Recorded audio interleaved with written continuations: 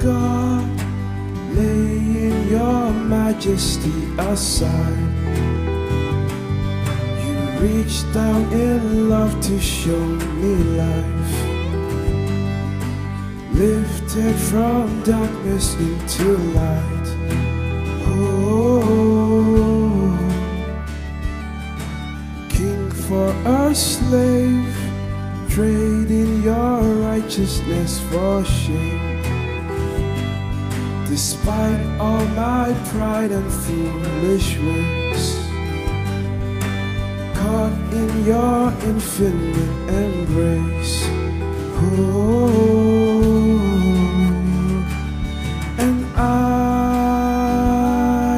find myself here on my knees again, caught up in grace like an avalanche. Nothing compares to this love, love, love, burning in my heart.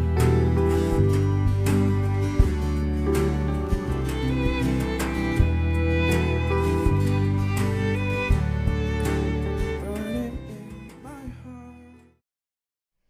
If people are exposed to being in impure relationships, regardless of who it is, like say like if you get stuck onto pornography, or if say like you're a victim like myself, that sort of thing, and you kind of grow up with this, then you think that's the norm. You think this is absolutely part of growing up. So that's kind of like how my story goes. It was a very gradual thing between my dad and I, and because I loved him so much and I was daddy's girl, you know, and just naturally we were just very affectionate, didn't know that crossing the line was just, it was wrong until like it progressed way too far forward, and it just, and all the guilt started happening, and the addictive nature happens to that.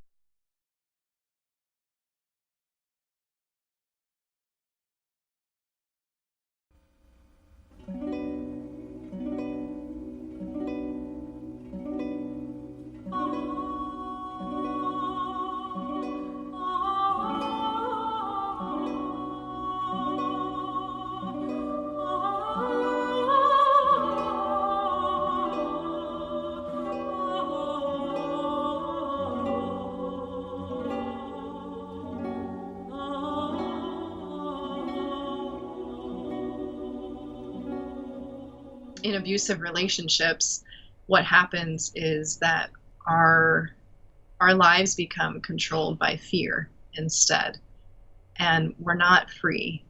We're not free to love, and we're not experiencing the love that we're made for. We can even use someone when they're not present to us, and that might sound kind of radical, but I think given our culture and the type of media that is available to us, I think it's actually a big danger, because what happens is that we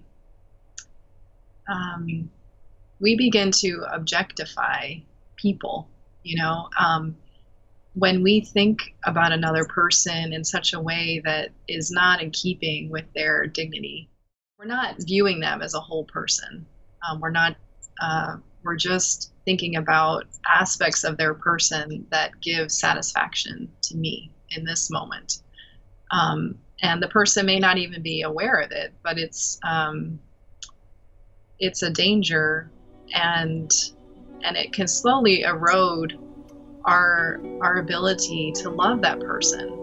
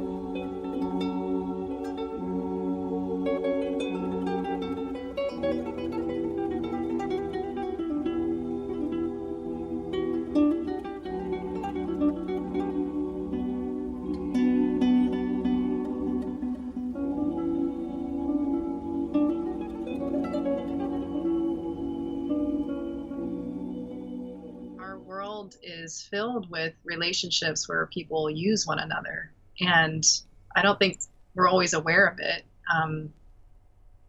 Even for Christians that are striving to live a virtuous life,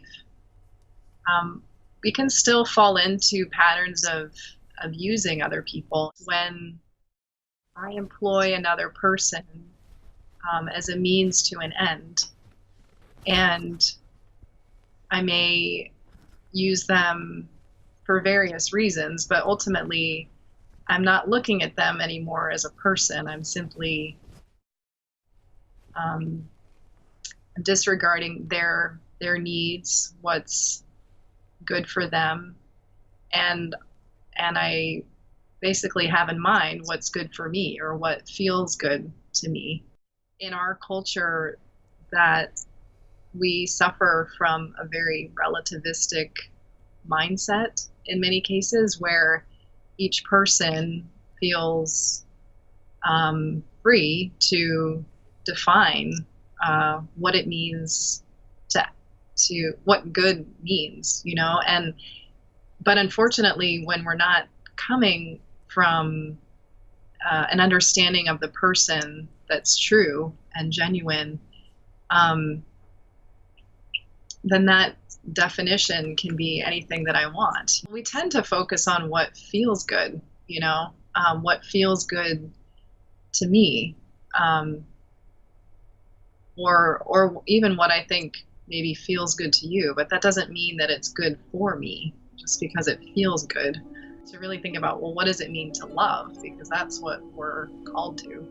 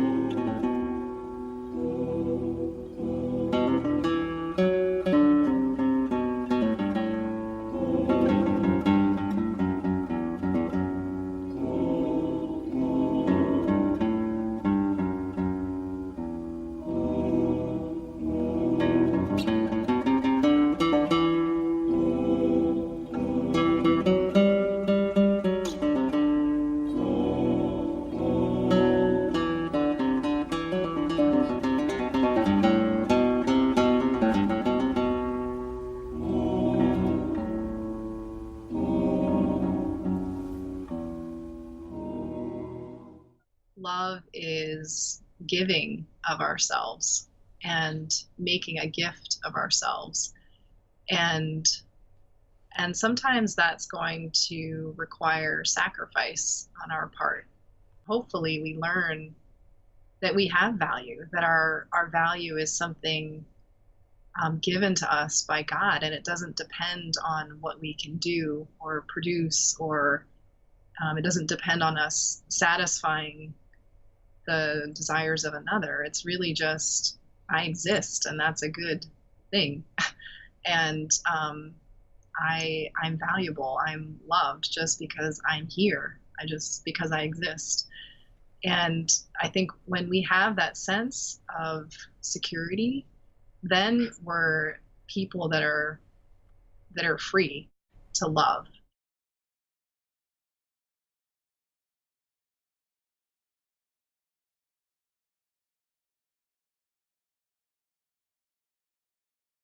when women in particular happen to be in impure relationships with guys, and we're talking about the whole thing of oxytocin being passed between a man and a woman, that sort of thing, it's like a set of blinders that keep the woman from seeing the guy for who he really is. And oxytocin is a beautiful natural thing that God provides for women when they are really, when they're physically close to another person, and when they are, after they gave birth, and it's passed for breastfeeding, that sort of thing. So there's a bond that happens. So when girls in particular hug up on guys for like 30 seconds, that's all it takes, then they can just totally have this attachment to one another. And I mean, it doesn't actually have to be sexual. It's the natural gift of women. And I think that's why women can be really super affectionate and lovey-dovey on each other, the kind of thing. It's relatively safe, but when you do it with a guy, it's kind of like, ooh, okay. So even just like when we were talking about laws of attraction earlier, it's just the whole, wow, it can develop that quickly. And I think that's honestly the natural gift that God gives women,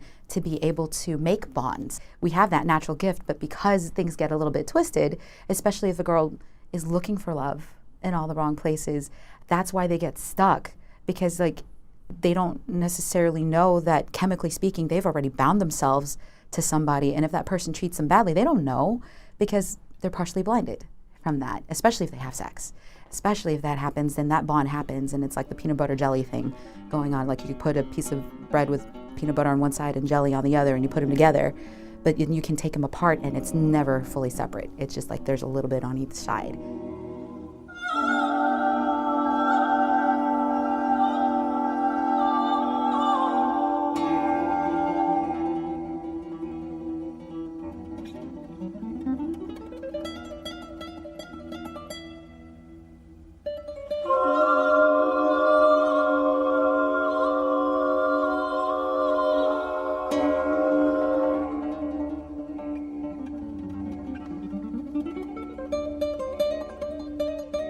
Abuse can happen in both directions, and it just plays out differently. So for instance, my own dad in particular, he's one of 8. Something happened to him that caused him to do what he did to me in particular. And I don't believe that he was born with this innate sense to go ahead and harm me, being his eldest daughter and everything. I don't think that was something that was just something he was born with. I think that whatever happened to him in his heart really caused him a lot of pain, and that's why it got passed down to me. In society, we might see women as being more victims of abuse in every shape or form, but we don't really look at the guys, and I think that guys get hurt just as badly. And I think because there's that stigma with like being able to show your emotions, or just like it's not manly or whatever, they get shut down a lot, and there's so much going on in there, and we can't help them, because I really think that guys can really help guys become men, and women can really help women become women, because that's just how that is.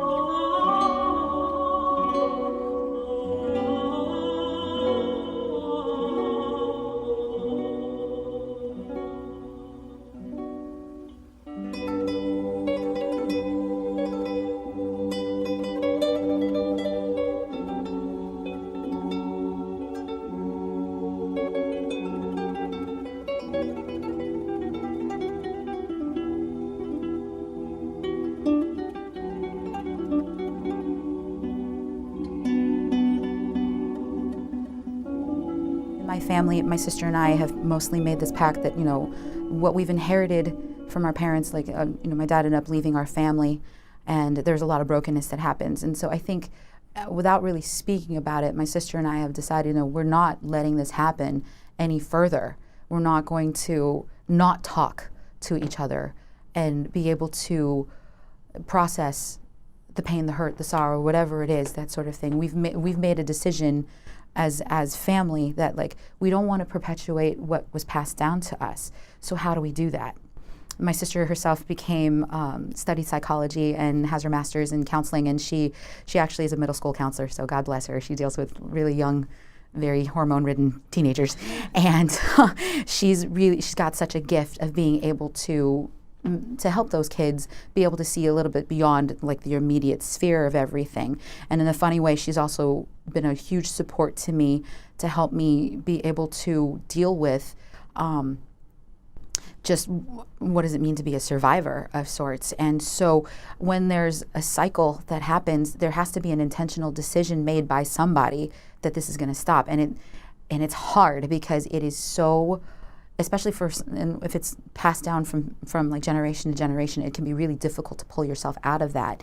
But when you realize that, okay, something's wrong in the family, we need to do something about it. Sometimes it takes you stepping away from the family for a little while so you can take care of your own stuff and deal with it however way you do. If it's finding a really good therapist, if it's finding your spirituality, if it's finding a good circle of friends, that sort of thing. Maybe that's where it starts, But really, it has to start somewhere where someone in the family can just say, look, there's something wrong.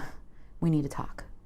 We need to talk. And that's, I think, the biggest thing is people being able to have the conversations of like what's really going on. And that's why it's so crucial for families in particular to be able to communicate, parents to be able to communicate to their kids, and their kids being able to feel like they're safe enough to be honest with their parents and say, okay, this is what's happening, that kind of thing. And then how can you work through it together? How can you work through it as a unit?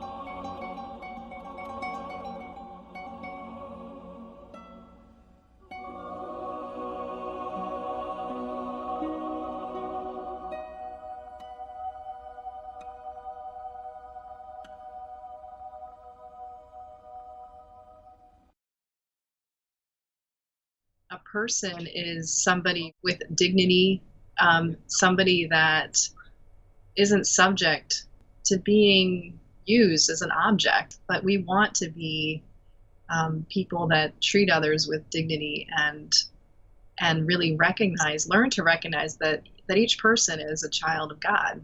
One way that we can distinguish, if we're wondering, am I in a relationship where I'm being used?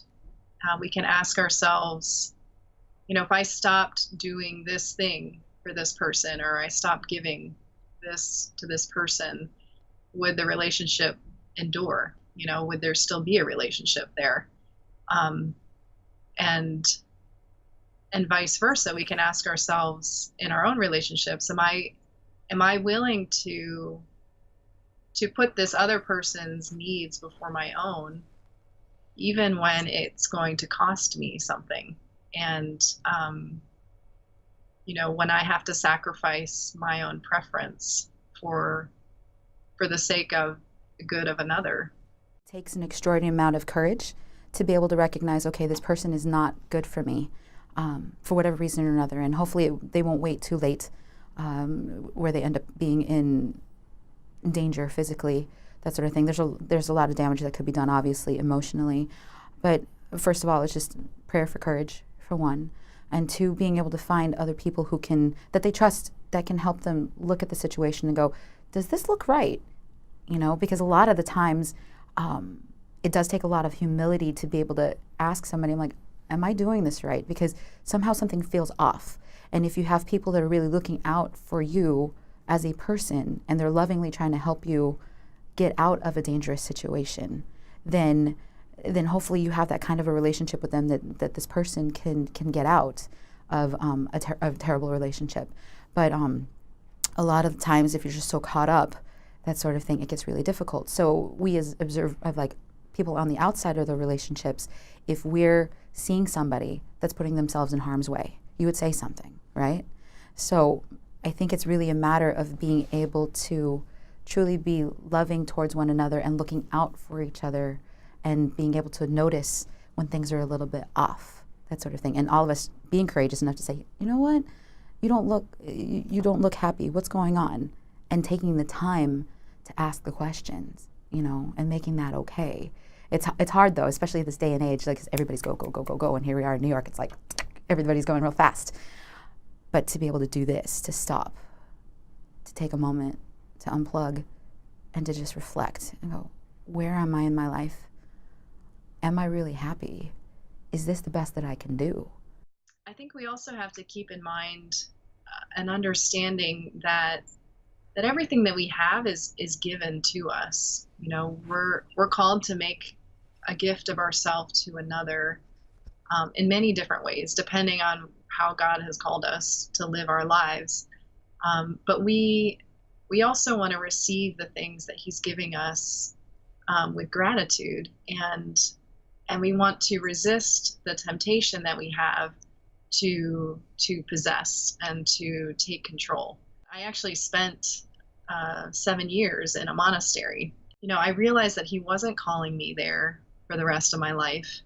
And then I really started to struggle with what it meant to be holy, because I think I had sort of built up my own image in my mind, what that meant. And I had to learn to let go and to receive the life that God had planned for me. What I learned in that process is that in a certain sense, I could even use God, because I had a certain idea of what my life would look like and what holiness meant. And He had to show me that actually what it means is to really surrender to His plan for me, and not even to seek myself in how I'm going to serve Him, but to really put myself at His disposal and ask Him what He wants to do with me and with my life.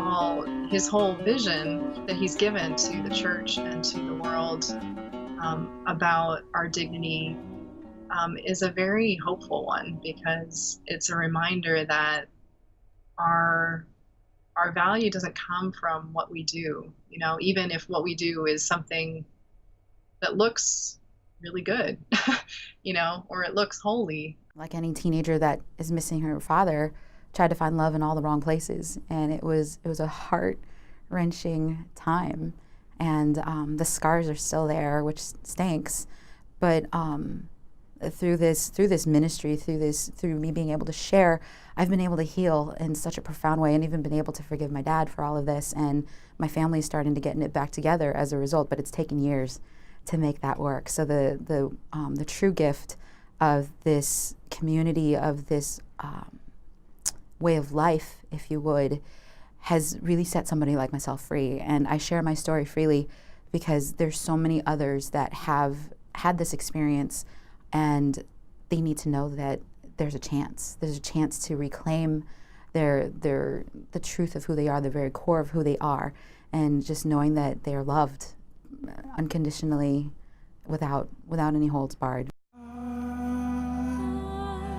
Find myself here on my knees again, caught up in grace like an avalanche.